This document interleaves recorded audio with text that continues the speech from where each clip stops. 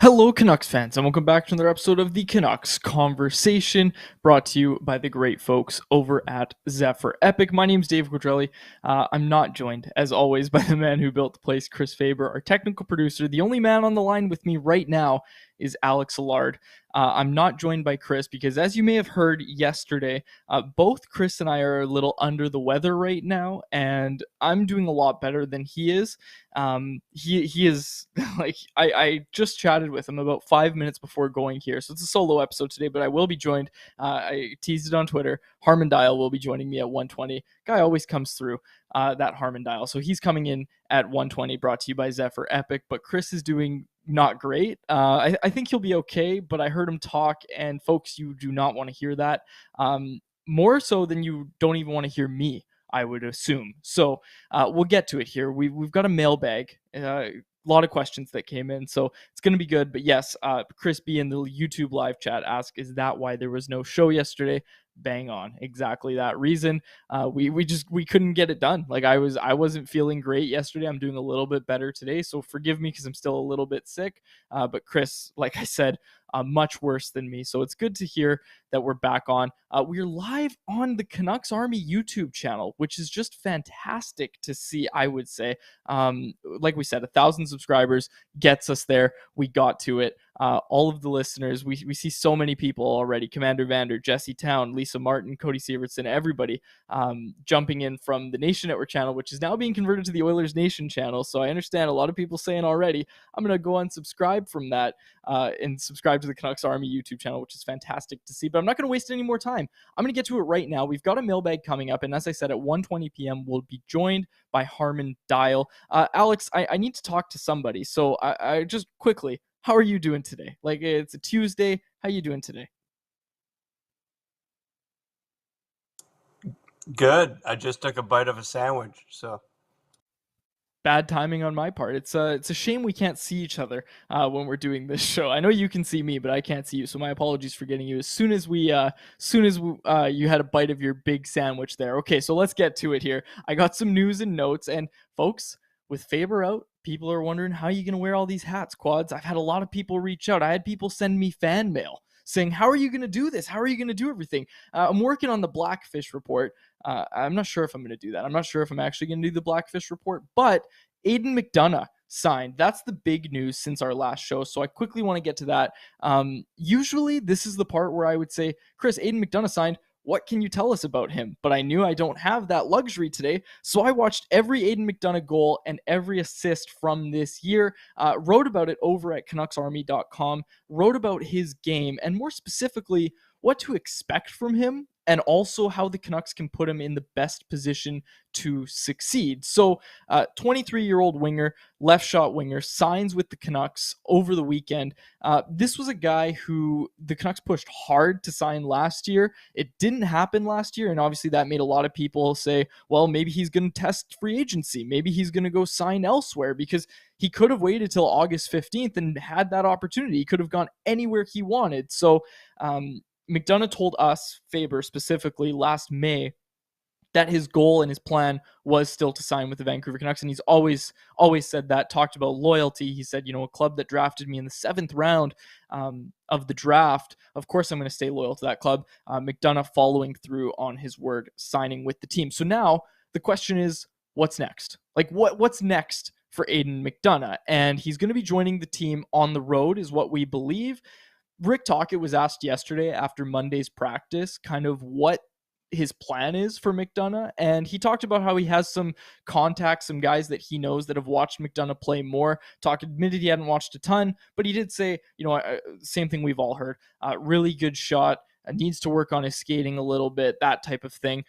As for his deployment of McDonough, this is what Tocchet had to say. He said, we're going to try to get him into a game. He's got a great shot, really great scorer, needs to work on his skating a little bit, but apparently he's a high-level shot, so interested to see what he can do. It's a tough one because I like the way the team's playing, so it's not like he's coming in and we're going to put him in right now. We're playing good hockey right now. A lot of guys deserve to stay in the lineup. You see if some guys play dips a little bit, but you don't take a guy out if he has one bad game. If you see consistency from a couple guys, maybe you pop him in there, which is okay, but we haven't made that decision yet. So it really doesn't sound like McDonough's going to get this long run that we saw a player like Brock Besser, who obviously is of a different caliber than McDonough is, but we're still not going to see it for a long stretch of time. It doesn't seem like, but when McDonough gets in the lineup, let's say he only gets a few games. Okay. Let's say it's only a few games. After watching him play, to me, he just looks like a guy who probably can't drive a line by himself. I almost looked at him in a similar way to Andrei Kuzmenko at the start of the year, because I think Kuzmenko's play driving ability has gotten better and his two-way play has certainly gotten better. But for McDonough, the ability to get himself into open ice, almost to go unnoticed from defensive zone coverage, right? Just to float away into open space and really find himself in good scoring positions is really, really good. And if guys can get him the puck, he's going to put it in the back of the net. His shot is NHL caliber. I don't think there's any doubt about that, to be quite honest with you. The video is in the article at CanucksArmy.com. You can watch all of his goals. The guy's shooting from everywhere, right? Like, I think that's what surprised me the most as somebody who, I've heard Faber talk about him, but I watched him very closely recently. It surprised me how he's shooting basically from anywhere and everywhere on the ice. And it doesn't matter what kind of shot he's taking, it's going in the back of the net. Like, it's a one-timer, it's a snapshot, it's a one-timer from basically the red line on the side, right? His home is basically that Elias Pettersson spot on the power play, right? Like on his off wing. I would really like to see this guy get some power play 2 time. I would also like to see him play with Miller or Pettersson, preferably Pettersson, to be honest with you. And I know you don't really want to shake up that Kuzmenko, Beauvillier, Pettersson line, but I think for a game, I don't think you're losing too much by just, maybe take Beauvillier out for a game and just say, hey, it's nothing to do with you as a player, because Beauvillier has been great, right, since coming over in the Bo Horvat trade. But I would really like to see Aiden McDonough get a shot where Beauvillier is playing right now, and that includes kind of on the power play as well. You put McDonough in positions to succeed. Look, he's not going to be a world burner by any means. He's not going to come in and he's not going to, take the job from Beauvillier. What you're doing is you're giving him a chance to get his feet wet. And this is something that Adam Gaudette talked about when he signed out of Northeastern, right? And how many Gaudette McDonough comparisons have we heard in the last 48 hours? But to the point, Gaudette talked a lot about how those were really good times for him to get that NHL experience. Now, with the Gaudette situation, sure, the Canucks rushed him the next year, and obviously he went right to the NHL, and he probably wasn't ready to be a third-line center. But with McDonough, it seems very clear that next year is going to be predominantly in the AHL, but he's going to have a chance. He's going to have a chance to make the team out of camp, but I think it's been communicated clearly from the club to the player that, hey, we have a huge focus on development here now. We have a really good program out in Abbotsford that we're really proud of and that we've invested a lot into. We really want to put you through that and talk about development and all that sort of stuff. And we've heard McDonough talk about that. He actually spoke with the media yesterday. I asked him about his skating. He talked about how that's a work in progress, and he said it's going to be something he works on for the rest of his career. So we'll see what the future has in store for Aiden McDonough. He will probably make his debut on this road trip. I think that's when he'll join the team. We do expect him to make his NHL debut in one of those games. But like Tocchet said, complicated situation for him. Like I said, I would like to see him get that shot in Anthony Beauvillier's spot. Okay, last piece of news and notes before we get to the mailbag here. Rick Dhaliwal of Donnie and Dolly reporting this morning. Yanni Yermo and the Canucks have not had any contract talks yet. The Canucks have his rights until June 1st, 2024, at which point Yermo will be eligible to go become a free agent, similar to what the Canucks did with Philip Johansson, Nils Aman, etc. So Yanni Yermo has not been contacted yet about a contract, so we'll see kind of how that situation plays out. But just something to kind of keep an eye on. And Dhaliwal also reporting he's out 1 week with some inflammation short-term injury, of course. Okay, I don't think we have any music for it, Alex, but let's get to the mailbag. And here's the funny part, folks, is yeah, Chris is sick, but he's still done some work. You saw today he wrote the article about Yermo. He was the one that compiled all these screenshots of the questions. So to be quite honest with you, I haven't really looked at these questions yet. So Alex is going to flash them on the screen. Alex, you choose whatever order you want. And of course, Alex starts with a goaltending question. So we'll get to this right now. Okay. The first question from @StrongBelly on Twitter. What does the Canucks goaltending depth chart look like for next season? Who starts in Abby? Who backs up in Van? This is a really interesting question because we've had this conversation before, Chris and I, about the goaltending. And I've talked about a veteran backup goaltender. And I've talked about, Artie would really Artur Silovs, of course, would really benefit from a full season as an AHL starter, right? Like, there's no harm in him being an NHL backup, but I think there's more benefit to him playing as an AHL starter for a full season. We are seeing some fantastic work from him in the AHL. Just over the weekend, he had that fantastic performance. Cody Sievertson wrote about it for CanucksArmy.com, but what he talked about was, how Silovs just held them in that game, and he was 30 seconds away or maybe 10 seconds away from a shutout, a 1-0 shutout, and then the other team tied it up, goes to overtime, shootout, and of course that's kind of where it all ended, unfortunately for Artie. But really interesting question about the depth chart, because I don't think it's an outside signing. Like, the more I think about it, and we've talked about it, what I would really like to see. Oh, and Faber's got the Artie party music for me, which is fantastic. Faber just jumping in. But when it comes to the goaltending chart, like, I really think it's still Spencer Martin's job as the NHL backup. And I know a lot of people are going to scoff at that, but look, like, just talking to folks kind of, in and around the organization, all that sort of stuff. The goal is for Martin to rebuild his game. Like, the demotion to the AHL wasn't, okay, this guy sucks, we need to figure out plan B. It's, okay, we know this guy can be better than this. The starter's workload was obviously too much for him. Splitting starts wasn't working at the NHL level, and let's give a shot to Artur Silovs. That's kind of what it came down to, really, right? But, what does Spencer Martin look like with this new structure, with this newfound structure with Rick Tocchet? Because the Canucks are playing a lot better, right? Like, Thatcher Demko's been fantastic, don't get me wrong, but Canucks have been playing better defensively in front of their goaltenders. So I haven't given up on Spencer Martin, and I know that might sound crazy to say, but I think the goal is still to have Martin rebuild his game. Like, the goal in Abbotsford is to, have Martin go down there, get some working with Marco Terenius, of course, and really start to rebuild his confidence, rebuild his game.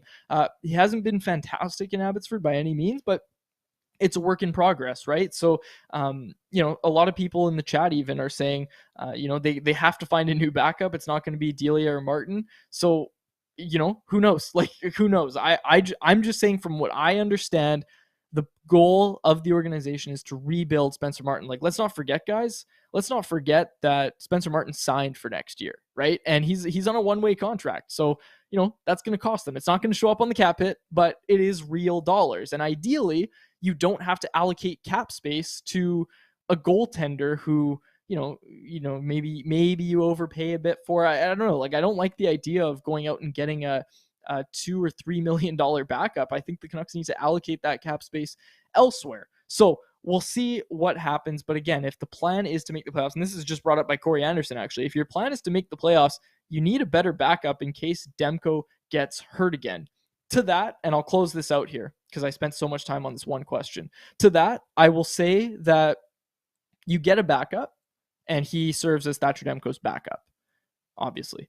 But if Thatcher Demko goes down, you have Artur Silovs there. And I think you can run Artur Silovs at the NHL level. I would rather have Artur Silovs starting at the NHL level over whatever backup the Canucks sign, or Spencer Martin or Colin Delia. I would rather have Artur Silovs in there. I'm not doing that as a bit. I'm serious. Like, I think Artur Silovs would be ready for that if Demko goes down midway point next year or whatever, right? If he sustains any sort of injury, you give it to Artur Silovs. You don't just throw in a backup. I say even if you don't make a signing, and it is Spencer Martin, I don't think Martin just immediately steps up to that starter's role. I think you call up Artur Silovs and you say, hey, you were playing really well in the AHL, we assume.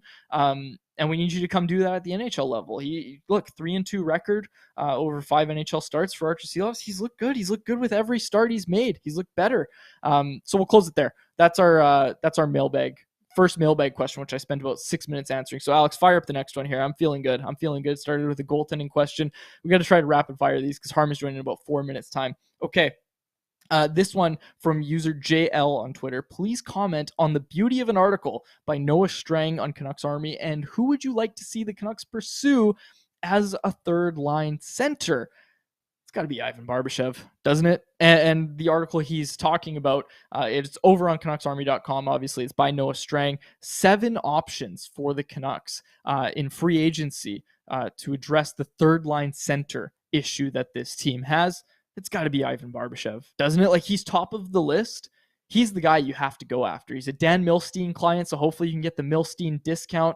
Hopefully that's going to start to be a thing since the Canucks have so many clients. It's got to be Ivan Barbashev. That's who I'm saying is I'd like to see them go after Barbashev. There's not really any other name on that list that I really look at and say, wow, it would be great if the Canucks could go after this guy. Okay, next one here. All right, Pucker Glenn on Twitter. Glenn, good guy. Since Canucks are signing NCAA free agents and scouting Cornell, what is the 411 on their prospect, Jack Malone, also drafted with Aiden McDonough? Also update on more NCAA free agents made available this past weekend. Glenn says he will be tuning in. This is a tough one. Faber jumped in the chat and said, this is a tough one for quads. I really don't know much about Jack Malone, but I would assume with all the years it's been since Jack Malone was drafted, do we really think it's going to be anything there? And as I wait for Chris to text me and tell me if the 411 on Jack Malone, I don't really know. I don't really know much about him. Faber says he's going back for his senior year. I don't know much about Jack Malone or Cornell, if I'm being honest. He had a good run as of late. Okay, Lisa Martin asking for a puppy update. I don't want to keep talking about my puppy. And you know what? Lisa asked if I could bring him on camera. That's not going to happen. He is not. That's not going to work. He's going to be way too hyped. It's not going to work. Maybe one day, but not yet. And I don't want to keep talking about my puppy because, to be honest with you, every day is the same, and every day is pretty boring. If I'm being honest with you, he doesn't do much. He sleeps a lot, and it's really just a process of sleep, wake up, eat, play, sleep, eat, play, and you drink some water in there as well. Okay, Alex, let's go. Next question. Deaky Pete asked, trophies or Columbus meets? North Burnaby guy. Grew up in North Burnaby, of course. I gotta go with trophies. It's just like you can go get lunch there. You know, me and my friends used to go there and get boar sometimes at lunch. It was delicious. I'm going with trophies. No disrespect to Columbus Meats, fantastic deli in its own right, but I have to stick with my allegiance to North Burnaby. Trophies. Okay, do we have any more? Also, we're waiting for Harman. Harman watch is officially on. He's gonna be coming up here soon. Okay, who looks to be on track to get the next call up from Strong Belly again? This is an interesting one for me, and I've thought about it because you look at what they have, right? Like, you look at what they have down in Abbotsford, and I think the one guy that you really look at is Linus Karlsson. And Linus Karlsson, I believe Talkett was talking about him because Talkett made the trip out with Adam Foote to the Abbotsford Canucks game this past weekend, and he talked about what he saw, and he talked about Linus Karlsson, and Linus Karlsson's having a fantastic season out in Abbotsford. It's got to be Linus Karlsson. He's not a center. He's a winger. I know someone in the chat was asking if he's going to play 3C. Karlsson is a winger, so he's going to come in and play wing. Similar concept, I'd say, to McDonough. Reward him, give him the shot next to Elias Pettersson. Like, you don't have much to lose, and I understand the Canucks have won 4 straight. I understand Talkett is very happy about the structure that he's implemented. He's very happy with the way his team is playing right now. But honestly, I would really like to see these guys get a really strong shot. Like, give them the shot, not next to Sheldon Dries. Give them the shot next to a top 6 center, someone who can really distribute the puck and someone who can really complement them and make them, get the best out of them. That being said, there's another guy out there named Nils Höglander, another Swedish player who you look at and say, How hasn't he gotten a call up yet? You see Neil Zaman gets the call back up. You see Vasily Podkolzin gets the call back up. Hell, even Atu Ratu had a brief little stint with the Canucks. I know he's a center and Hoglander's a winger, but I would like to see Niels Hoglander get a shot at some point. We've heard so much about his development out in Abbotsford this year, and I'd like to see. I'd like to see kind of what he has worked on and if you can see any other differences in his game.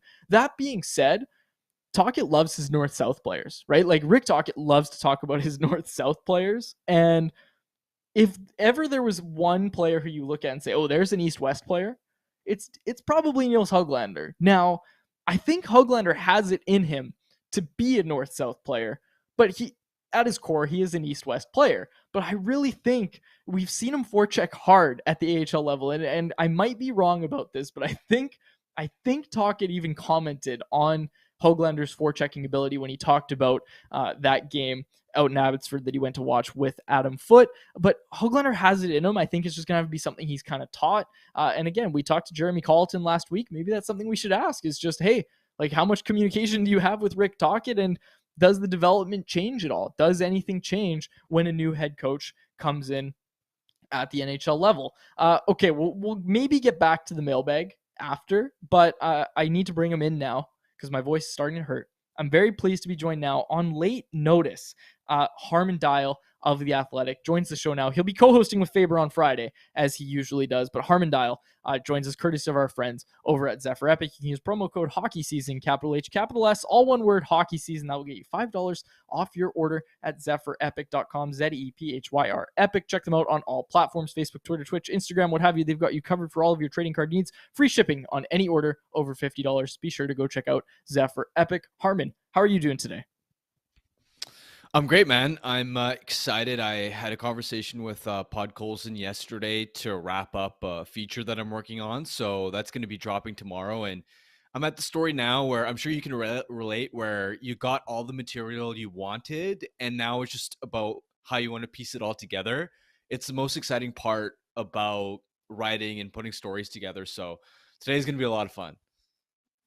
Awesome. And let's start there. Let's start with Podkolzin. You don't have to, divulge too much and tell me everything in your story, but overall, what have you made of Podkolzin's game from the start of the year to post call up? Like, what have you made of Podkolzin's game? Yeah, I think overall, I think he'd be the first one to tell you that it's been a disappointing, tough season. In fact, that's exactly what he threw.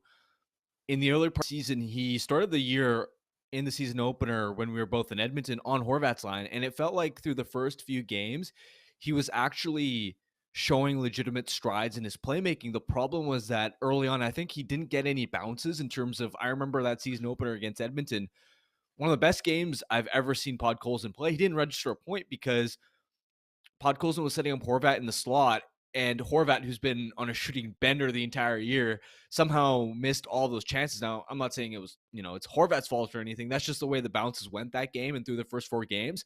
And so when the production wasn't there, then Podkolzin was sent further down the lineup. That's, I think, when you saw him lose some confidence. Then briefly, he was called up, sent up the lineup again to play with Pettersson. And again, same sort of thing. We saw that Hoglander, Podkolzin, Pettersson line.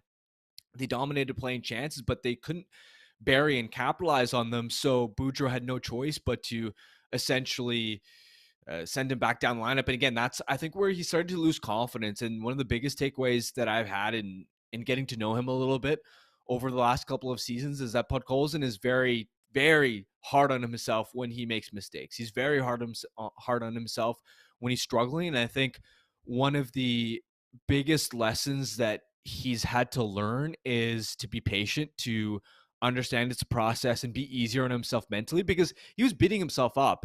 He told me straight up that he started to think, oh my God, am I a bad player?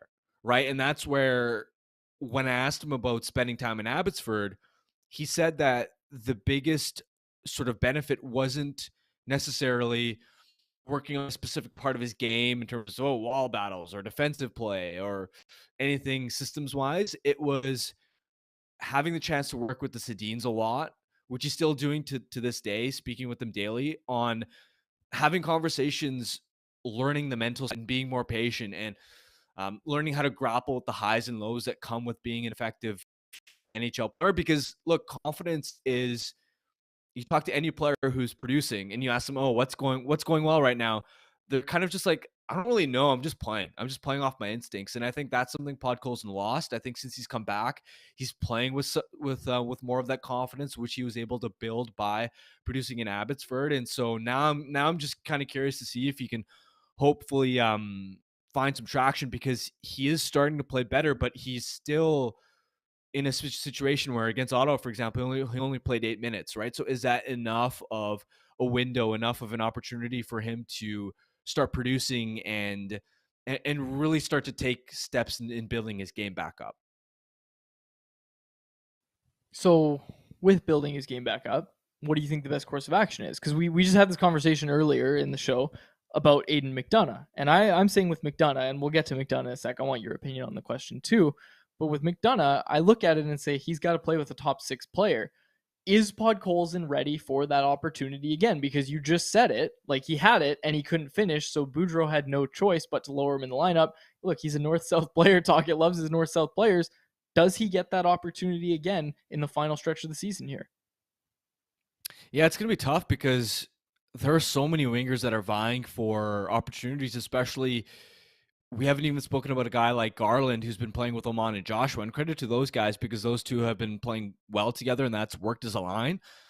But do you think Connor Garland is happy in general about playing with fourth line play? I'm sure he'd love to be playing up the lineup with his best friend JT Miller again, right?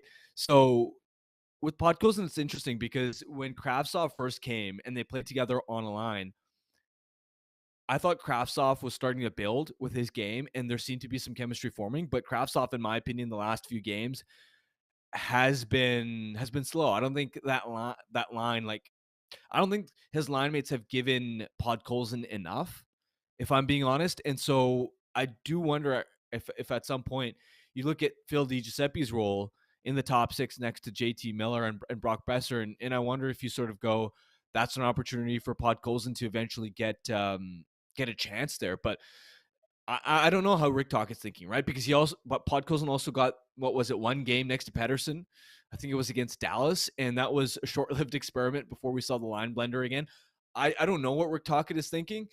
I will say that with Aiden McDonough, I'm not sure that I'd immediately thrust him into a top 6 role. I think with somebody like Podkolzin, right?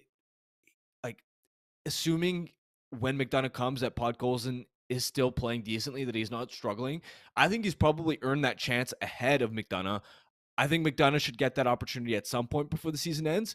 But, the way I'm looking at it is I wouldn't hesitate to give McDonough the sort of Adam Gaudette treatment. If you remember a few years ago, I think he signed at the end of what was the 2018-19 season, and he started in a bottom 6 role. And that was more about, let's just give you a taste of the NHL. I wouldn't mind if McDonough first started in a bottom 6 role, and then maybe with 2-3 games left in the season, then he gets a top 6 role. Okay, I like that. Now, Chris and I had this conversation on Friday. The coaching bump, the new coach bump with Rick Tocchet. Look, a lot of people talking about how it feels a little more real, Harman. Do you buy it at least a little bit that this is the new Canucks under Rick Tocchet? Well, I buy that their process has looked better in this second half than it did under Boudreau, because I think under Boudreau, they were being bolstered heavily by how elite Thatcher Demko was playing. Now, Demko's played really well too since Tocchet has emerged, but you look at some of the underlying data, and this Canucks team under Tocchet now is controlling play a lot better than they were under Boudreau, where it felt like it was A, goaltending, and then B, special teams that was bailing them out. When you're leaning that heavily on special teams and goaltending, that's usually not an infrastructure that you can rely on to hold up over a long sort of sample. And that's exactly what Alvin alluded to at one point in the season when they looked back at that run under Boudreau. Now, the thing that you can't account for, which I've been speaking a lot about, is that these games don't have any pressure, right? I can't tell myself with certainty that this is the new Canucks, that we're going to see this version for all 82 games next season, because we're at a point in the season now where the pressure's off of them. There's no expectations they're not fighting for the playoffs. And it's a big difference when you're trying to hold a lead, for example, when you are in a spot where another team's trying to catch you in the standings and you need this W, or you're playing against a divisional opponent and you know that this is a 4-point game and that you'd love to close it out, as opposed to holding a lead in a game where it's game 68, you're like 10 points out of the playoffs and you're like a month away from the season ending. Like, those are two totally different circumstances, and how it tests you mentally. And we saw, right, like the run that they had under Brew coming into the season, everybody was talking about, oh, we can't have a slow start. We've had years in a row. We're ready. We're not gonna blow a tire right out of the gate. And what happened, right? There were 0-5 on that first road trip, blowing multi-goal leads and still losing in regulation at a rate which they set an NHL record for. I mean, I still don't know whether this group is mentally resilient enough to sustain this type of form. They're gonna have to prove it to me. Cautiously optimistic. I like it. And I also think that, it's going to be a different group next year to some extent. So I think that's the other thing to consider. Final one for me, Harman. The goaltending depth chart. Lots been talked about the backup next year. What direction would you like to see them go? Because I just talked about Spencer Martin is kind of what this organization would like to work out as the backup next year. Keep him around as the backup, and then maybe if Demko goes down, you call up Seelovs. That was the take I gave earlier. What's your take on the goaltending situation heading into next year? Yeah, I think that sounds pretty smart to me. I mean, it'll be interesting because I think the one consideration that I haven't spent as deep a time looking at as I'd like to this point is sort of understanding what's best for Seelovs' development.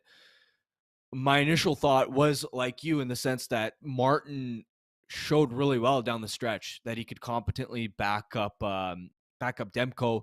Even at the start of this season, he was playing pretty solid hockey. His game only started to crumble when he was thrust into the starter's position because Demko went down with injury. And look, that happens to guys, right? That happens to a lot of NHL backups where they can play well when they're tapped on the shoulder to stand in the blue paint let's say every fourth game. But then all of a sudden, if you rely on them for 3 out of 4 games, now you've got the this team has to make the playoffs and it's all riding on your shoulders. And this is one of the worst defensive teams in all of hockey. That environment, you can understand how it could crumble a goaltender's confidence. So I definitely think, given the team's cap constraints too, it'd be ideal if the Canucks can find a way to work it out with Martin, knowing that Seelovs is also a sort of competent number 3 who can step up in a pinch to play a few games here or there, because it's not cheap to find quality NHL backups anymore. We saw with how much the Canucks, and I know it was a little bit different because they were more looking for a 1B than a traditional backup, but you saw the way the Canucks had to spend Braden Holtby during the 2021 campaign. But even beyond that, like a lot of NHL backups cost in the $2 million range these days. And you look at the Canucks' other needs on the blue line, what they may need in terms of another, say, like a third line centerman for next season. It'd be a benefit for them to be able to go cheap and go with Demko and, Martin's $750,000 cap hit, and knowing that you have Seelovs' dirt cheap ELC behind as well. So I think that would preferably be your first choice. I tend to agree with your take there. Awesome. That's all I wanted to hear, is you agreeing with my take. Harman, thank you for doing this on short notice, man. The listeners will see you on Friday. Of course, man. Thanks. Harman Dayal, there he is. Harman Dayal of The Athletic. Our thanks again to him, and of course our friends over at Zephyr Epic. They have a retail location in Surrey, which I should have mentioned earlier, but be sure to go check them out online as well. ZephyrEpic.com. That is ZEPHYR Epic.com. Okay, Alex, fire up the mailbag again. I know we had more than we actually got to, so let's get to it here. Also, lots of interaction in the YouTube live chat. Fantastic to see. Lots of people giving their take on the goaltending situation. And the more I think about it, folks, the more I look at the situation and lay it out again how I just did about Spencer Martin being the backup next year. And we know he can do spot duty. That's what Harman just said as well. We know he can do spot duty. you assume this team's going to be better defensively next year as well. He did spot duty when this team wasn't good defensively, and he was fine. Like, he was fine in that role. The organization wants him to work out there. They want him to be the backup next year.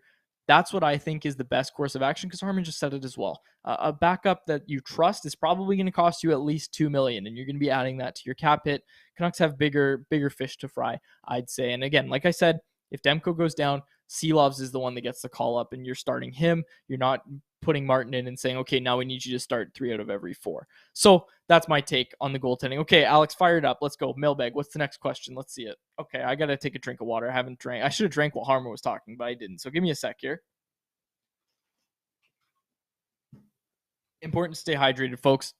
Okay, Andy on Twitter asks, hashtag ask Dave anything. I love that. Do the Canucks need to give Podkolzin a longer leash, i.e. just play him 20 minutes a game for the rest of the season, regardless of the game situation? Now, interesting question, because like Harman talks about it as well.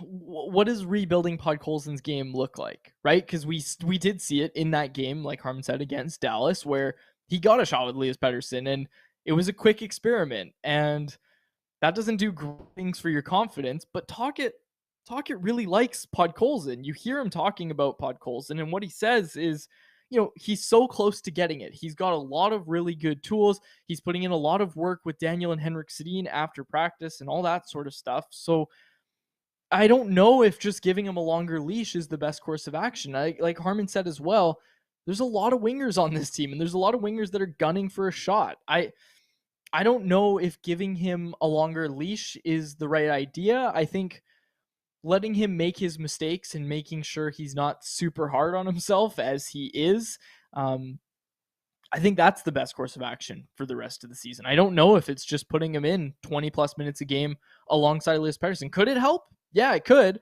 But I also think if it fails miserably, it could hurt him too. So I think that's kind of what you have to keep in mind here. Okay, Alex, let's go. Next question. Let's try and hurry it up here. I'm trying to run through these questions as we have about 5 minutes left in the show.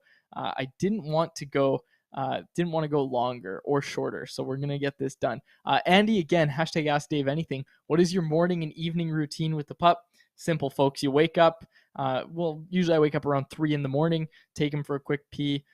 Then he maybe needs to play a little bit. Usually that's not the case because I don't want to play with him at that hour. So usually it's a quick pee, back to bed. He's usually really good about going back to bed, which is awesome. Wake up probably around 6:30. That's when he actually wakes up. Like I said, quick pee, eats, plays, and then his nap is around 8:30. So that's kind of his morning schedule. Evening, very similar. You got to eat, got to have a good play, really good play to get him in for the night. And then he goes to bed and he sleeps, pretty well. Like I said, only up about once every night. So that's my evening and morning routine with the pup. Okay, our next question is from Jeremy Dyson here. Who will have more goals by the end of the season? Andrei Kuzmenko or Austin Matthews? At the time of this recording, 31 goals for Austin Matthews, 32 for Andrei Kuzmenko. And folks, Kuzmenko's riding that shooting percentage quite high. Those on the YouTube show will see that's hovering around 27%, while Matthews is 12.45%. Very, very impressive from Andrei Kuzmenko with the rate that he's converting. That being said, his expected goals is a lot higher. That is Austin Matthews' expected goals, not Kuzmenko. So, I'm curious to see. I would say it's Kuzmenko. I'm going to say Kuzmenko because I have no reason to believe that he's going to show any sign of stopping. I would say that's the case. So I'm going to go with Andrei Kuzmenko for that one. And shout out to Chris who made that graphic as well. Okay, Alex, next one. Let's go. Fire it up.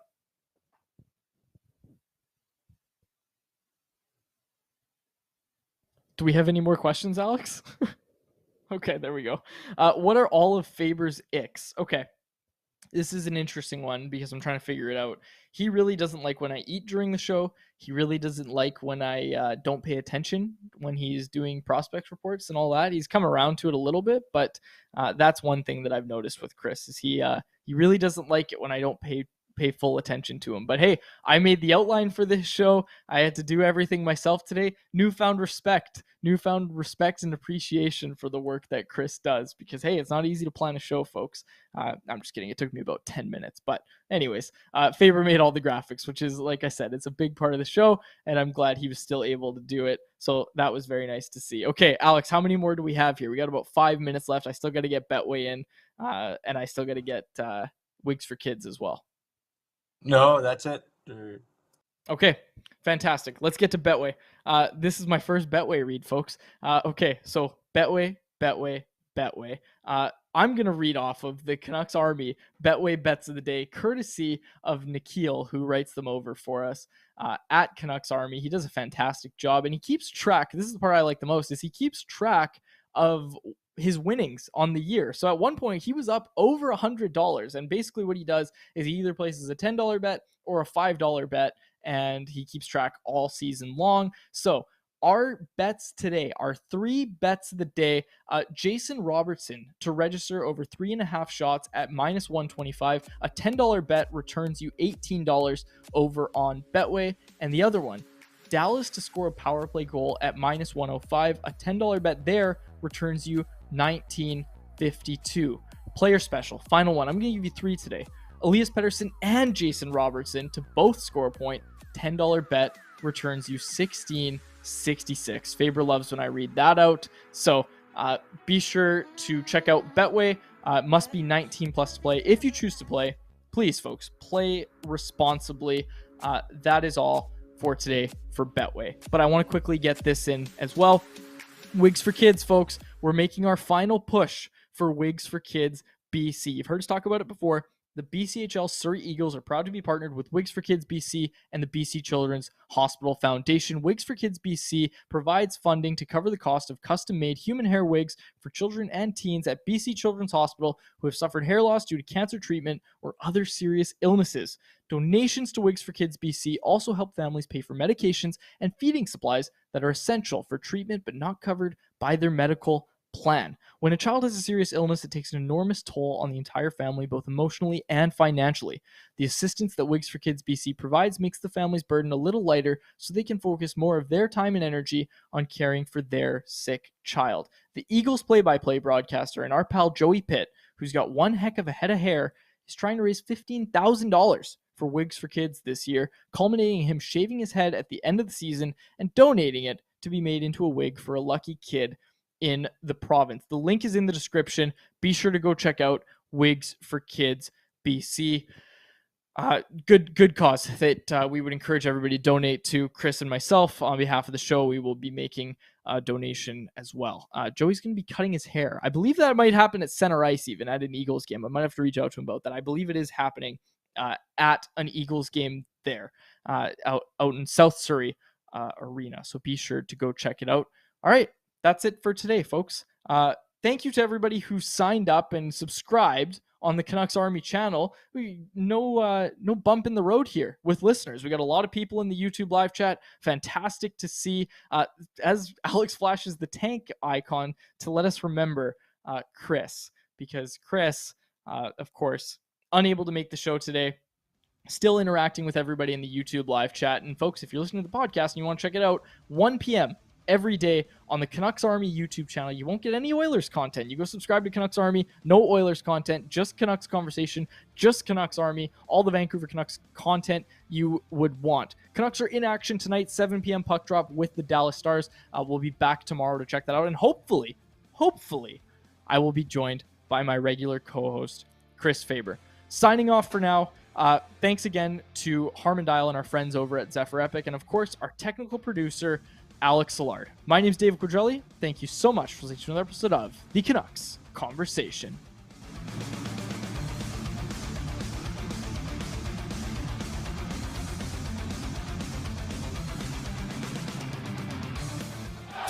Thanks for listening to Canucks Conversation. Hit the subscribe button to never miss an episode. How about keep it to a thank you, Jim?